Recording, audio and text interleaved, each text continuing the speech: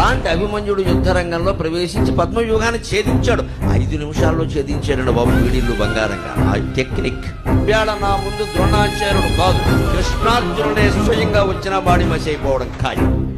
కర్ణుడు పరిగెట్టించాడు, దుర్యోధనుడిని పరిగెట్టించాడు. శత్రువునైతే మళ్ళీ పంచె ఊడిపోతుంటే పంచె సరిగ్గా కట్టుకో మావా, రాజకీయడం కాదు పంచె కట్టుకోవడం చేతనవా అన్నాడు. అందరినీ దుశ్శాసనుడిని పరాజయం పాలు చేశాడు. ధృతరాష్ట్రుడికి స్టోరీ వింటుంటే ఆశ్చర్యమైంది, వీడిలా ఉంటే వీడు బాబేలా ఉంటాడు.